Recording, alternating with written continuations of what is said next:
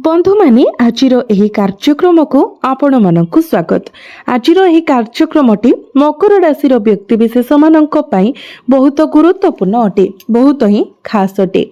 कारण 21 जून 2026 ठारू मंगल निजर राशि परिवर्तन करुछंती। निजर स्वराशि मेष राशि बाहरी वृष राशि रे प्रवेश करिबा पई जाउछंती। मंगल हेउछंती आपणकर चतुर्थ एवं एकादश भावर अधिपति। तो मंगलंकर एही राशि परिवर्तन आपणक जीवन रे केउ परिवर्तन आनिबो? कारण मंगल आपणकर पंचम भावरे प्रवेश करिबे, अर्थात आपण एही तीनोटी गृहरु सृष्टि हेउतबा भिन्न भिन्न प्रकारर अनुभव करिबे। पंचम भाव, चतुर्थ भाव एवं एकादश भाव। तो आपणक पाखकु नुआ नुआ सुजोग आसीबो। यह सहित किछि चैलेंज मध्य आसीबो। जेहेतु मंगल हेउछंती अग्नि तत्वर ग्रह, यह निश्चित भाबरे आपणक कुंडली रे किछि नकारात्मक प्रभाव मध्य प्रकाश करिबो। तो बंधु माने आपण माने जून 21 तारिख को भल भाबरे मने रखंतु।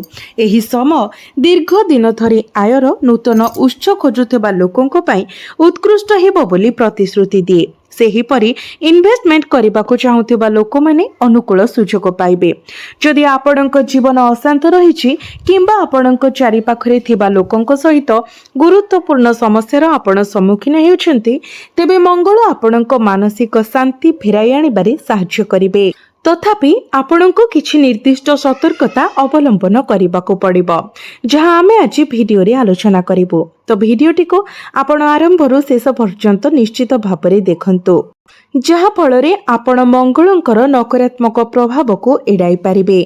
कारण एही भिडियो रे आपणको किछि विशेष प्रतिकार मध्य कुहाजिबो, जहा आपणक जीवन रे जे कोनोसी प्रतिकूल प्रभाव किंबा असुविधा को संशोधन करिपारे साहाय्य करिबो। तेणु भिडियोटी को शेष पर्यंत देखंतु एवं भिडियोटी को लाइक करी चैनलटी को सब्सक्राइब करि दियंतु।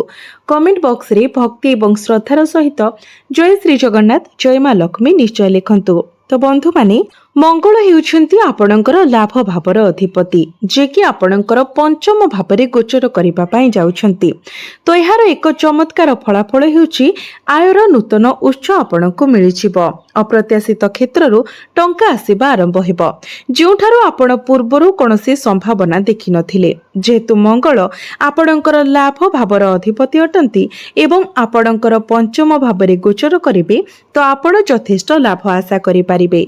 आपणकर आय वृद्धि हेबो एवं आपणकर पूर्वरु अटकी रहितिबा किंबा विलंब होइतिबा टंका आपणको मिलिजिबो।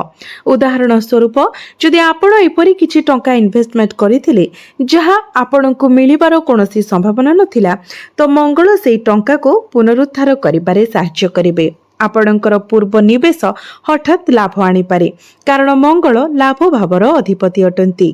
आउ एक गुरुत्वपूर्ण कथा हेउची पंचम भावटी शिक्षा सह जड़ित। तो मकर राशि व्यक्ति विशेष मानक जीवन रे द्वितीय भल खबर हेउची प्रतियोगितामूलक परीक्षा पाई प्रस्तुत हेउथिबा किंबा उच्च शिक्षा ग्रहण करिबा पाई चाहूथिबा छात्र छात्री मानक पाई एही समय मानसिक शांति एवं सफलतार प्रतिश्रुति दिए। जदि आपण पूर्वरु 2 ରୁ 5 नंबर सीमित व्यवधान रे विफल होई जाउथिले, तेबे जून 21 तारिख परे पंचम भावरे मंगलंकर गोचर परे आपणक मध्यरे आत्मविश्वास वृद्धि हेबो एवं परीक्षा रे मध्य आपण कृतकार्य हेबे। आपण मानसिक शांति अनुभव करिबे, जहा वर्तमान आपणक जीवन रे अभाव रहिछि। आपण हुए तो लक्ष्य करिथिबे जे जेतेबेले आपण निज पई किंबा आपणक परिवार पई समय देबाकू चेष्टा करंती, सेतेबेले किछि ना किछि चिंता, किछि ना किछि टेंशन आपणक उपरकू चली आसे, जहा फଳରେ पारिवारिक मतभेद सृष्टि हुए किंबा पुराणा स्मृति जहा आपणको कष्ट देउथिला ताहा पुनर्बार उभा हुए एवं हठात आपणकर मनोभाव परिवर्तन हो जाए। मंगल एबे आपणको आपणकर लक्ष्य हासिल करिबा पई आवश्यक एकाग्रता एवं ध्यान प्रदान करिबे। तृतीय एवं समान गुरुत्वपूर्ण कथा हेउची चतुर्थ भाव, जहा सुख, संपत्ति, भूमि एवं जानवाहन को प्रतिनिधित्व करे। मंगल हेउचंती आपणक चतुर्थ भावर अधिपति। तो आपण दीर्घ दिन धरी जमी जदि କୌଣସି ଜମି କିଣିବାକୁ ଇଚ୍ଛା ରଖିଛନ୍ତି ତେବେ ମଙ୍ଗଳ ସେହି ଯୋଜନାକୁ ସଫଳ କରିବାରେ ସାହାଯ୍ୟ କରିପାରିବେ।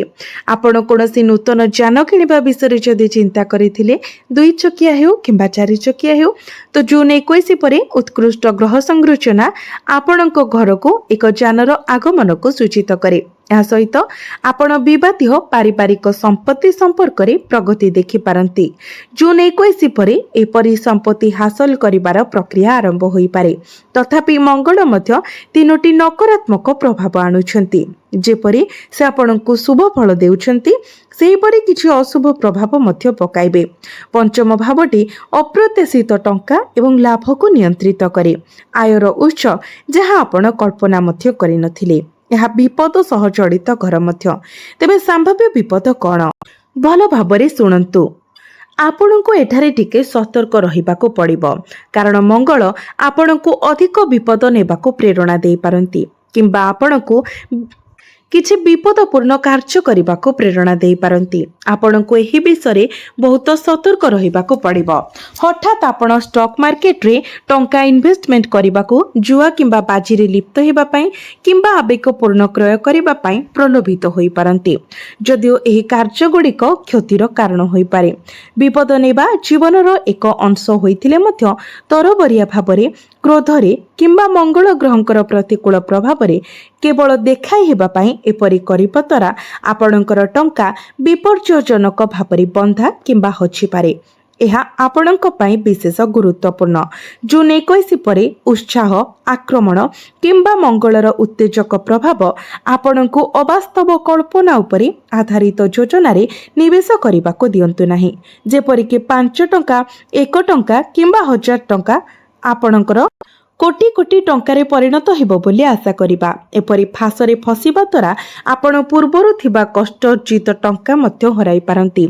ଏବେ ଦ୍ୱିତୀୟ ସତର୍କତା ହେଉଛି ପଞ୍ଚମ ଭାବଟି ଆପଣଙ୍କ ପ୍ରେମ ଜୀବନର ଭାବ। ତେଣୁ ଯଦି ଆପଣ ବର୍ତ୍ତମାନ ଏକ ସମ୍ପର୍କରେ ଅଛନ୍ତି, ତେବେ ଆପଣ ଆପଣଙ୍କ ସାଥୀଙ୍କ ସହିତ ଅହଙ୍କାର ସଂଘର୍ଷର ସମ୍ମୁଖୀନ ହୋଇପାରନ୍ତି। ମଙ୍ଗଳ ଯେହେତୁ ଅଗ୍ନିତତ୍ତ୍ୱର ଗ୍ରହ ଅଟନ୍ତି, ତ ସେ ଆପଣଙ୍କ ମଧ୍ୟରେ ଆଗ୍ରେସନ ସୃଷ୍ଟି କରିପାରନ୍ତି। ଆପଣ ହୁଏତ ଲକ୍ଷ୍ୟ କରିଥିବେ ଯେ ଯେତେବେଳେ କେହି ଅତ୍ୟନ୍ତ ଅହଙ୍କାରୀ କିମ୍ବା ଆଗ୍ରେସିଭ୍ ହୋଇଥାନ୍ତି, ଏପରିକି ଗୋଟିଏ ମୁହୂର୍ତ୍ତର ଉତ୍ତାପରେ ସମ୍ପର୍କ ଭାଙ୍ଗି ଦିଅନ୍ତି। ଲୋକମାନେ ପ୍ରାୟତଃ କୁହନ୍ତି ଯେ ସେମାନଙ୍କର ମଙ୍ଗଳ ଭାରୀ। ସେମାନେ ମଙ୍ଗଳର ଏକ ଶକ୍ତିଶାଳୀ ଅସ୍ଥିର ପ୍ରଭାବରେ ଅଛନ୍ତି। ଯେହେତୁ ମଙ୍ଗଳ ଗ୍ରହ କ୍ରୋଧ ଏବଂ ଅହଙ୍କାରକୁ ଉତ୍ତେଜିତ କରିଥାନ୍ତି, ତ ଆପଣଙ୍କୁ ଆପଣଙ୍କ ସମ୍ପର୍କ ବିଷୟରେ ସତର୍କ ରହିବାକୁ ପଡ଼ିବ। ସାମାନ୍ୟ ବିଷୟରେ ଯୁକ୍ତିତର୍କ କରିବାରୁ ଦୂରେଇ ରୁହନ୍ତୁ। ଯେପରିକି ମୁଁ ଠିକ୍ କହୁଛି, ଜିଦ୍ ଧରିବା, ଆପଣ ମୋତେ ଏହା କିପରି କହିପାରିବେ, ପ୍ରଶ୍ନ କରିବା କିମ୍ବା ତୁମେ ମୋ ସହିତ ଏପରି କଥା ହେବାକୁ କିଏ ପଚାରିବା। ଯଦି ଜଣେ ସାଥୀ ରାଗିଯାଏ, ତେବେ ଅନ୍ୟ ଜଣେ ନମ୍ର ଏବଂ ଶାନ୍ତ ରହିବା ଉଚିତ। ଏହି ପଦ୍ଧତି ଏକ ସଫଳ ସମ୍ପର୍କର ଚାବିକାଠି ହେବ। ଯଦି ଉଭୟ ପକ୍ଷରେ ଅହଙ୍କାର ସଂଘର୍ଷ ହୁଏ, ତେବେ ସମ୍ପର୍କ ସହଜରେ ଭାଙ୍ଗି ଯାଇପାରେ। ତ ଆପଣମାନେ ଧ୍ୟାନ ଦିଅନ୍ତୁ, ଯେହେତୁ ପଞ୍ଚମ ଭାବଟି ଆମର ପିଲାମାନଙ୍କ ସହ ଜଡ଼ିତ ଅଟେ, ତେଣୁ ମଙ୍ଗଳର ପ୍ରତିକୂଳ ପ୍ରଭାବ ଆପଣଙ୍କର ପିଲାମାନଙ୍କୁ ଟିକେ ଜିଦ୍ଦି ସ୍ୱଭାବର କରାଇପାରେ। ସେମାନେ ଟିକେ ଚିଡ଼ଚିଡ଼ା ହୋଇପାରନ୍ତି। ସେମାନେ ଯାହା ଚାହୁଁଛନ୍ତି ତାହା ପାଇବା ପାଇଁ ଜିଦ୍ ଧରିପାରନ୍ତି। ଏଠାରେ ବର୍ତ୍ତମାନ ନଚେତ୍ ସେମାନେ ଏକ ବଡ଼ କ୍ରୋଧ ସୃଷ୍ଟି କରିପାରନ୍ତି। ଏପରି ପରିସ୍ଥିତି ସୃଷ୍ଟି ହୋଇପାରେ। ଜୁନ୍ 21 ପରେ ଆପଣ ଅଭ୍ୟନ୍ତରୀଣ ଉତ୍ତାପ ସହ ଜଡ଼ିତ ସ୍ୱାସ୍ଥ୍ୟ ସମସ୍ୟାର ସମ୍ମୁଖୀନ ହୋଇପାରନ୍ତି, ବିଶେଷ କରି ପେଟ ଜନିତ ସମସ୍ୟା। ଆପଣ ପାଚନ ସମସ୍ୟା କିମ୍ବା କୋଷ୍ଠକାଠିନ୍ୟ ଅନୁଭବ କରିପାରନ୍ତି। ତେଣୁ ଦୟାକରି ନିଜର ଖାଦ୍ୟପେୟ ପ୍ରତି ସତର୍କ ରୁହନ୍ତୁ। ଆପଣ ଏହି ଅଗ୍ନି ଉପାଦାନକୁ ଶାନ୍ତ କରିବା ପାଇଁ ପ୍ରଚୁର ପାଣି ପିଅନ୍ତୁ। ଏବେ ମୁଁ ଆପଣଙ୍କ ସହିତ 2 କିମ୍ବା 3ଟି ପ୍ରତିକାର ବାଣ୍ଟିବାକୁ ଚାହୁଁଛି। ତ ଏହି ପଦକ୍ଷେପ ଗୁଡ଼ିକ ଧ୍ୟାନର ସହିତ ଶୁଣନ୍ତୁ। ମୁଁ ଯେଉଁ ଖୁସି ବିଷୟରେ କହିଥିଲି, ତାହା ପ୍ରକୃତରେ ଆପଣଙ୍କ ଜୀବନରେ ପ୍ରବେଶ କରିବ ଏବଂ ମଙ୍ଗଳଙ୍କର ନକାରାତ୍ମକ ପ୍ରଭାବ ନିଷ୍କ୍ରିୟ ହୋଇଯିବ। କାରଣ 21 ଜୁନ୍ 2026ରେ ଏକ ପ୍ରମୁଖ ଗ୍ରହ ପରିବର୍ତ୍ତନ ଘଟୁଛି। ମଙ୍ଗଳ ବୃଷ ରାଶିରେ ପ୍ରବେଶ କରିବେ ଏବଂ ସିଧାସଳଖ ଆପଣଙ୍କ ରାଶିକୁ ପ୍ରଭାବିତ କରିବେ। ତ ପ୍ରଥମ ପ୍ରତିକାର କ'ଣ? ଯେହେତୁ ମଙ୍ଗଳ ଆମ ଭିତରେ ଏକ ତୀବ୍ର ଅଗ୍ନିମୟ ଶକ୍ତି ଆଣନ୍ତି, ଯାହା ଆମକୁ ବହୁତ ଆଗ୍ରେସିଭ୍ କରିଥାଏ, ତେଣୁ ଆପଣ କ'ଣ କରିବା ଉଚିତ? ଆପଣ ଆପଣଙ୍କର କପାଳ ଏବଂ ଗଳାରେ ଧଳା ଚନ୍ଦନ ଲଗାନ୍ତୁ ଏହା ଆପଣ ଏବଂ ମଙ୍ଗଳଙ୍କର ଶକ୍ତି ଉଭୟଙ୍କ ପାଇଁ ଶାନ୍ତ ଅନୁଭବ ଆଣିବ। ଏହା ସହିତ ମଙ୍ଗଳବାର ଦିନ ଆପଣ ମସୁର ଡାଲି ଦାନ କରିବାକୁ ଚେଷ୍ଟା କରନ୍ତୁ ଏବଂ ପ୍ରତ୍ୟେକ ଦିନ ଆପଣ ହନୁମାନ ଚାଳିଶା ପାଠ କରନ୍ତୁ।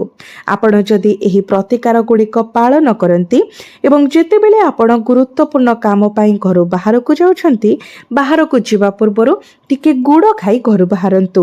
ଏହି ଉପାୟ ଗୁଡ଼ିକ କରିବା ଦ୍ୱାରା ମଙ୍ଗଳ ଗ୍ରହଙ୍କର ନକାରାତ୍ମକ ପ୍ରଭାବ ଆପଣଙ୍କ ଉପରେ ପଡ଼ିବ ନାହିଁ ଏବଂ ଆପଣଙ୍କୁ ଅଧିକ ମାତ୍ରାରେ ଶୁଭ ଫଳ ପ୍ରାପ୍ତି ହେବ। ତେବେ ବନ୍ଧୁମାନେ, ଆପଣଙ୍କର ଜୀବନ ମଙ୍ଗଳମୟ ହେଉ, ଏହା ହିଁ ଈଶ୍ୱରଙ୍କ ନିକଟରେ ମୋର ପ୍ରାର୍ଥନା। ଧନ୍ୟବାଦ।